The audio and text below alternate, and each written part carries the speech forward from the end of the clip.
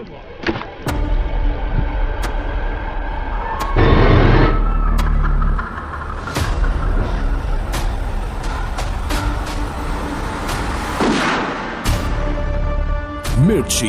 Sunday suspense, কান টান উত্তেজনা।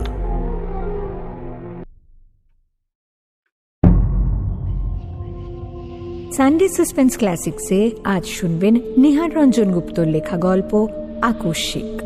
এই গল্পটি আমরা নিয়েছি অদৃশ থেকে প্রকাশিত 50টি সেরা ভূতের গল্প এই বইটি থেকে।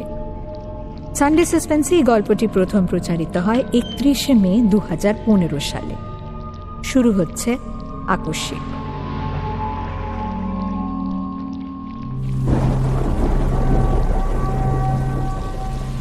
কথা হচ্ছিল আমাদের এক বন্ধু বিভূতিকে নিয়ে। প্রায় 10-12 দিন আমাদের আড্ডায় সে অনুপস্থিত, কোনো খবর পর্যন্ত নেই। অথচ দলের মধ্যে সেই বেশি আড্ডাবাজ। রোজকার মতো আমরা আমাদের ক্লাব ঘরে এসে সেদিনও সন্ধ্যায় জমায়েত হয়েছি এবং কখন যে আকাশ ভেঙে মুষলধারায় বৃষ্টি নেমেছে টেরও পাইনি। খেয়াল হলো রাত 9:30 নাগাদ। এবারে বাড়ি ফেরা দরকার। কিন্তু দরজা খুলতেই যে দৃশ্য চোখে পড়ল তাতে সঙ্গে সঙ্গে আবার দরজাটা তখনই বন্ধ করে দিতে হলো। ঝমঝম করে তখনও বৃষ্টি ঝরছে এবং বৃষ্টির ছাঁটের ঘন কুয়াশায় চারদিক একাকার। সমস্ত গলিটা জলে ডুবে গেছে। ঘরের চৌকাঠ পর্যন্ত জল থই থই করছে।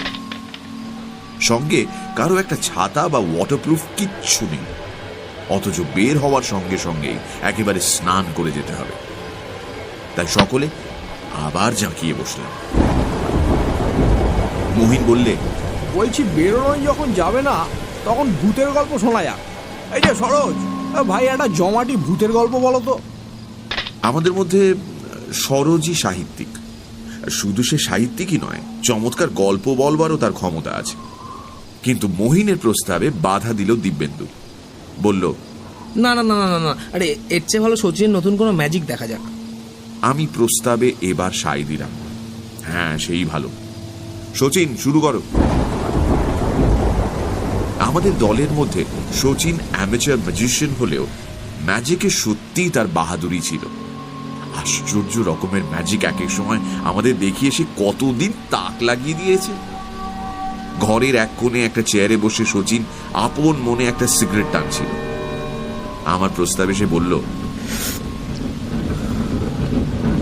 ম্যাজিক যে দেখাবো তার জিনিসপত্র কোথায়?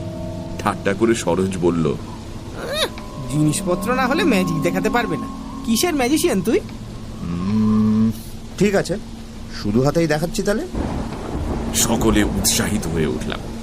এক কাজ কর, ঘরের আলোটা নেবা আর একটা ক্যান্ডেল জ্বালিয়ে টেবিলের ওপর রাখ। সচিনের কথা মতো তাই করা হলো। একটা মাত্র ক্যান্ডেলের আলো ঘরের মধ্যে অদ্ভুত আলো ছায়া সৃষ্টি করেছে। আলোর শিখার একটা ছায়া সেই আধো আলো আধো আধারে দেয়ালের গায়ে কাঁপছে। বাইরে সমানে পড়ছে বৃষ্টি। সচিন তার আগের আসনেই বসা। আমরা 12 জন ঘরের একদিকে গা ঘাসাঘাসি করে বসেছি। কিরে, শুরু কর তোর ম্যাজিক, বলল সরোজ। চুপ কর, কথা বলিস না।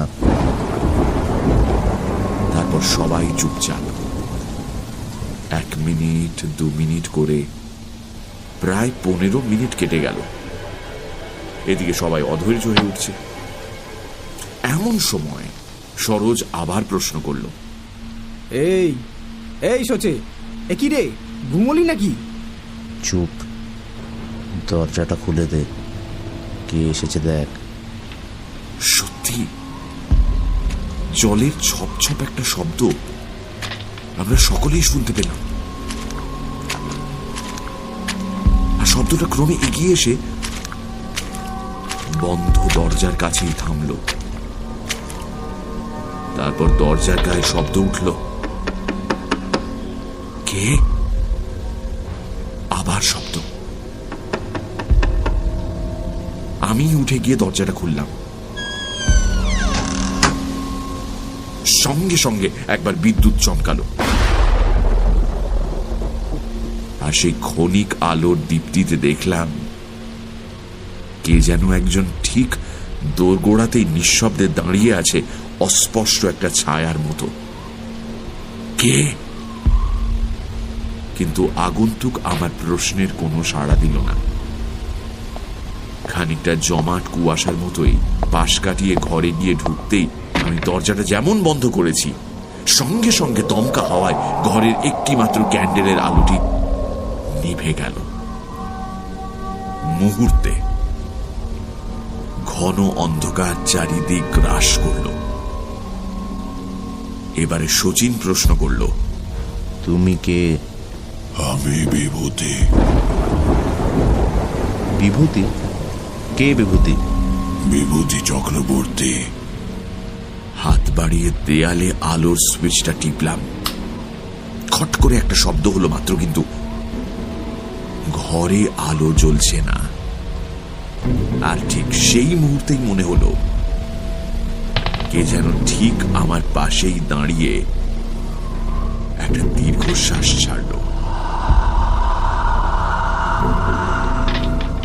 নিজের অজ্ঞাতেই দু পা পিছিয়ে একেবারে দেয়াল ঘেঁষে দাঁড়ালাম।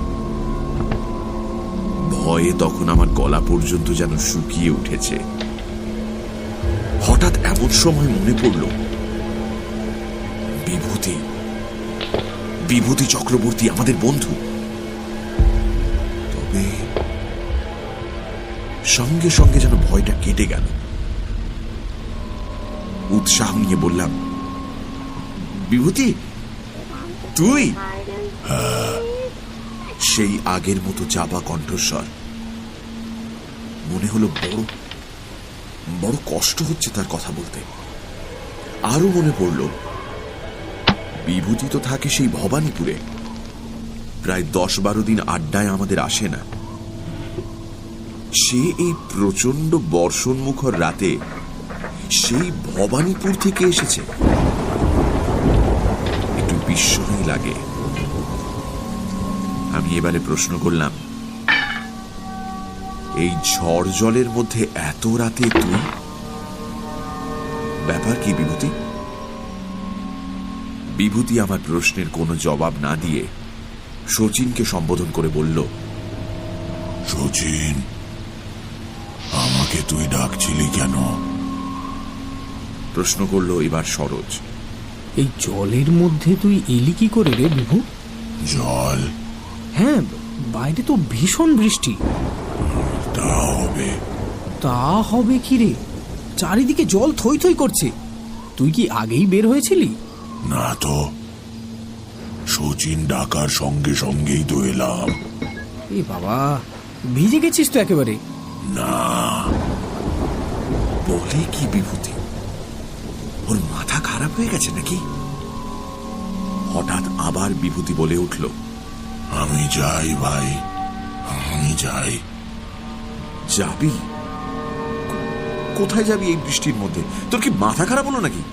আমার বড় কষ্ট হচ্ছে, আমি আর ঘরের মধ্যে থাকতে পারছি না, আমি চললাম। বলবার সঙ্গে সঙ্গে দরজাটা যেন খুলে গেল, আর ঠিক সেই মুহূর্তে ঘরের আলোটা দপ করে জ্বলে উঠল। কিন্তু কোথায় বিভূতি? আমরা ঘরের মধ্যে হতভম্বের মতো দাঁড়িয়ে আছি। বিভূতি, বিভূতি, বিভূতি! আমি ছুটে দরজার বাইরে গেলাম। বৃষ্টি তখন থেমে গেছে, গলির মধ্যে জল অনেকটা কমে এসেছে।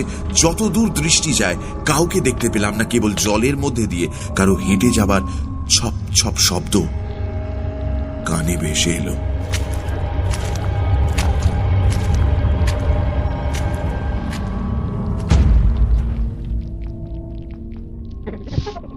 পরের দিন দুটো সংবাদ আমরা জানতে পারলাম। একটি সংবাদপত্রে প্রকাশিত হয়েছিল, গত রাত্রে 3 ঘন্টা ব্যাপী প্রচন্ড বৃষ্টির মধ্যে শহরের শ্যামবাজার অঞ্চলের বিদ্যুৎ সরবরাহ মিনিট 20 জন্য বন্ধ হয়ে গিয়েছিল, রাত 9:45 থেকে 10:05 পর্যন্ত।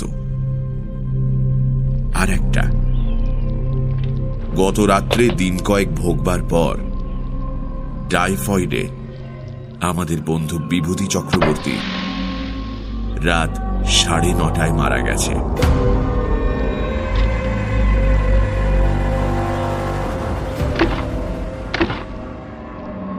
তারপর কতদিন কেটে গেছে, কিন্তু সমস্ত ঘটনাটা আজও কিরকম অস্পষ্ট হয়ে আছে। এটা যেমন স্বীকার করে নিতে পারেনি কোনোদিন যে ব্যাপারটার মধ্যে শচীনের কোনো ম্যাজিক আছে, তেমনি এটাও স্বীকার করে নিতে মন চায়নি যে ব্যাপারটার মধ্যে আদৌ কিছু ভৌতিক আছে। তবে যা ঘটেছিল তা কিন্তু বর্ণে বর্ণে সত্যি।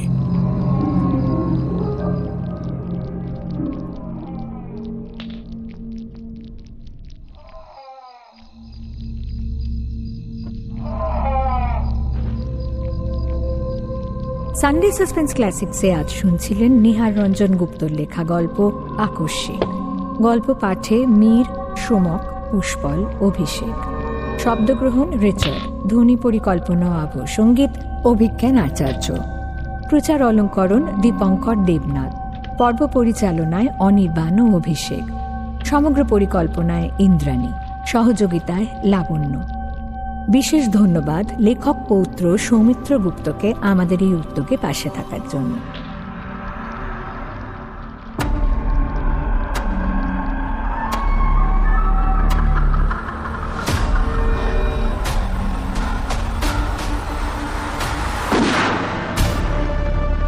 মির্চি সানডে সাসপেন্স, কান টান উত্তেজনা।